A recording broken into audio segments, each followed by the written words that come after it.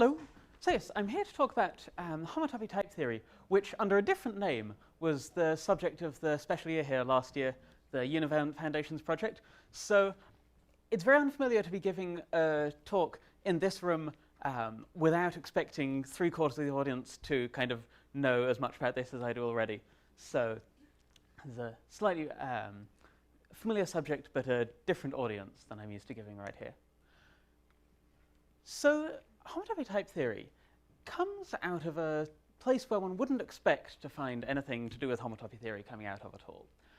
It originated with Per Martin Lerf in the 1970s, designing a type theory, a logical system which was intended for constructing and manipulating mathematical objects, essentially directly. And it was considered as an alternative foundation for mathematics, an alternative way of setting things up instead of a ZFC-like set theory, where you start with all these various sets flying around and work with statements about them and construct them always via what one can say about them as statements. Instead, the constructions on objects are the basic things one has in the formal system. But in the original tension, the objects were, roughly speaking, sets. I thought of as being something like sets.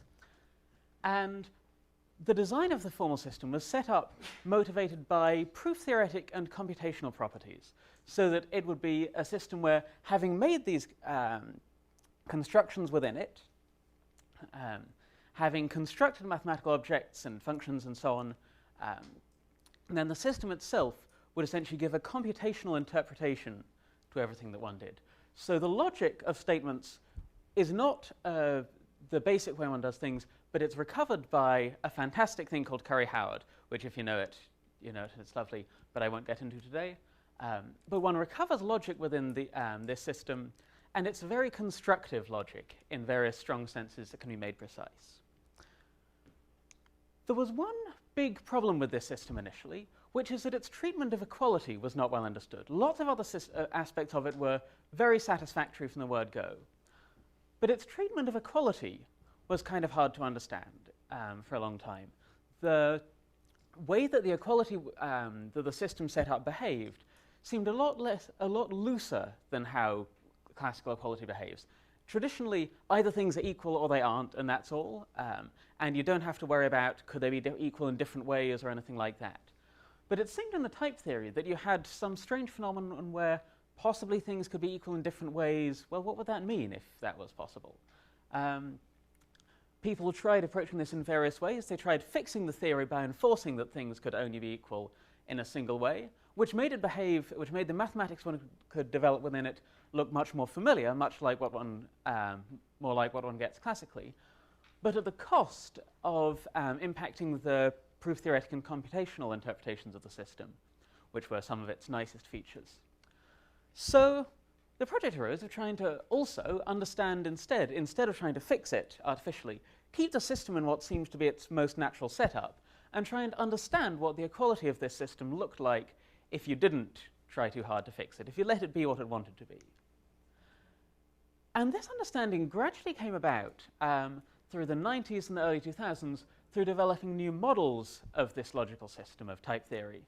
The first model was in groupoids, saying, what happens if we take the basic objects of systems working with, and say, well, instead of thinking of them as sets, think of them as groupoids, and think of the equalities as being morphisms in the groupoid. Well, that gives some idea of what it can mean for things to be equal in multiple ways. It's saying there are multiple isomorphisms between two objects of a groupoid. And that certainly is something which has a reasonable mathematical intuition. And then gradually, from this, these models got refined and bumped up and elaborated into more homotopy theoretic contexts, coming out through the analogy the idea beginning with Grothendieck that homotopy types should be representable as groupoids, bumping this up in the dimensions and elaborating it, and seeing that there are very natural models of the type theory in a lot of homotopy theoretic settings, simplicial sets, higher groupoids, and so on. And so, in particular, the thing which started to emerge from all these models was that these equalities that behaved strangely were behaving much like paths, like how paths behave in the various different homotopy theoretic contexts that there are. And this inspired the Homotopy Type Theory project, or Univalent Foundations project, depending on who talks about it, which shows that if one takes this viewpoint when working within the system, so one works in the system not thinking of the objects as sets, but thinking of them as spaces, then many homotopy theoretic concepts can be very naturally developed within this context. And the basic type theory, as it was originally written down by Martin Lerf and developed by a few others before the homotopy theoretic interpretations, it has enough language to describe many important homotopy theoretic contexts. You can define truncatedness of homotopical dimension, you can define connectedness and those sorts of things.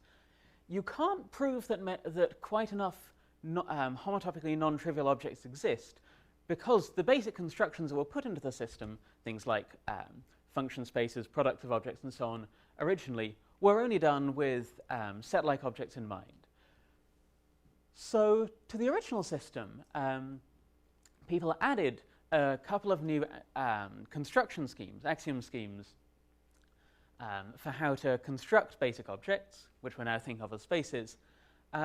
One being Vygotsky's univalence axiom, which says that paths between spaces should correspond to equivalences. So the picture that there's a large universe of spaces, something like a set of all sets or set of all small sets, a Grothendieck universe sort of thing. But within this, of course, there's a notion of equality of paths. And those should correspond to equivalence between the spaces themselves. So one way of looking at this is it's a kind of non-contradictory formulation of the appealing idea that you can treat isomorphic objects as though they were the same, or treat weakly equivalent objects as though they're the same. And then on the other hand, higher inductive types, they generalize a scheme from ordinary type theory, inductive types, which is a scheme that allows construction of something like the natural numbers object, or coproducts, anything that should be thought of as freely generated.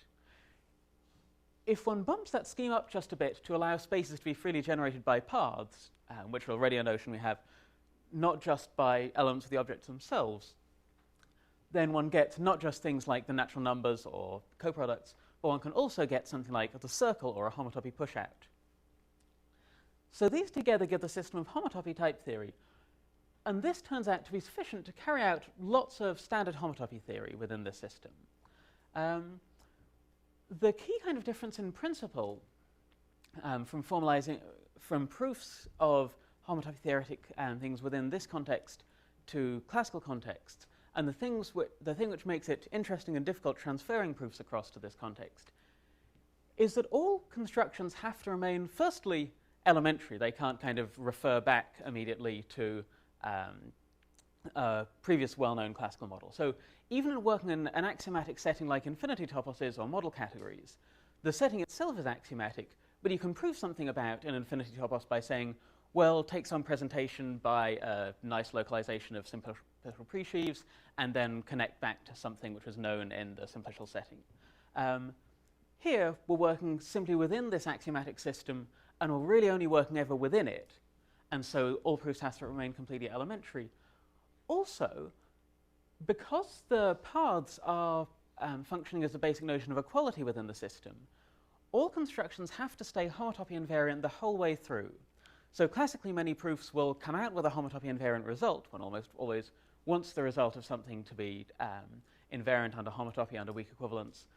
But one can often go through intermediate steps which do make crucial use of having strict limits or strict algebra structures for some operad or something. So we don't have that available in this setting. So, and that's both an obstacle, but also a kind of appealing feature of the proofs one gets. And just to survey the kind of results that we got in this setting, one can get many of the basic constructions directly from the higher inductive type schemes. One can develop the kind of crucial building blocks like covering spaces, vibration sequences, one can climb up the ladder of homotopy theory of spheres at least a little way so far. We've got the Freudenthal suspension theorem and the Blakers-Massey theorem. One nice byproduct of this, which hadn't been known before, was an elementary proof of Blakers-Massey for infinity toposes. There had been a version of Blakers-Massey before, but again it was by appealing to classical settings. So this was a new proof in a classical setting that came out of a proof that we did within the type theory setting. Also, one can get things like cohomology of iospectra. Various more bits. The main thing to say about this is that all of this was done in the last 6 months, the second half of the special year last year. And when I say much of classical homotopy theory can be imported, I don't mean some can within certain limits. I mean everything that we've tried so far has come over, sometimes by very direct kind of translations of original proofs, familiar proofs, other times by finding new proofs because the existing proofs were not fully homotopy invariant or in some other way something that was difficult to import. One of the nice payoffs, I would say the two biggest payoffs of this, is that the type theory, because of its original origins with computational motivations, is very well suited to computer formalization of mathematics. So most of the things on the last slide have been formalized in a computer in various proof-assistance systems. Coq and Agda are the two main ones. And this is something which is a lot of work using traditional foundations, formalizing mathematics in general, but especially homotopy theory is something that requires a lot of kind of scaffolding of infrastructure to be built up before one can really get in and formalize it. Some things come directly, typically, in whatever logical systems one set up. So logic and, say, simple finite set combinatorics are very direct to formalize, but things that are built up higher, much less so. Working in a proof assistant based on homotopy type theory, homotopy theory comes just as directly as these things do.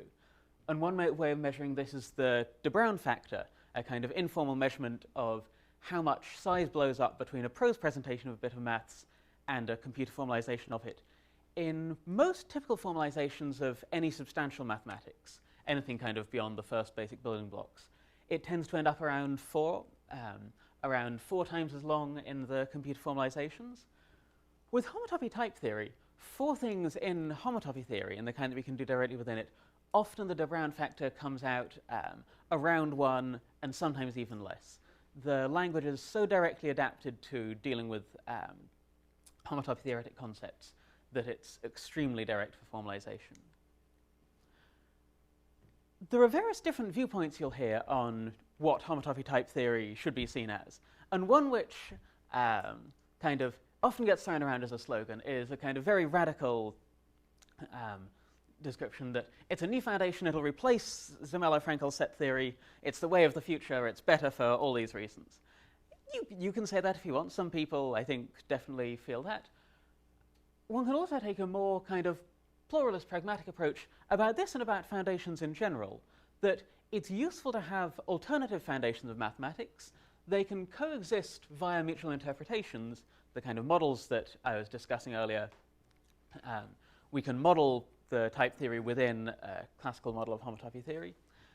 And some foundations are more convenient for certain purposes, like formalization. Another point of view on the whole thing is not to see it as a foundation, but simply to say within a classical context, it gives a set of very powerful notations or languages for dealing with complex objects in homotopy theoretic settings. So for instance, classically you can write down, and you do write down, that a map is an equivalence if it has a homotopy inverse, defined however. And read in traditional logic, what this directly defines is the set of equivalences between 2 spaces.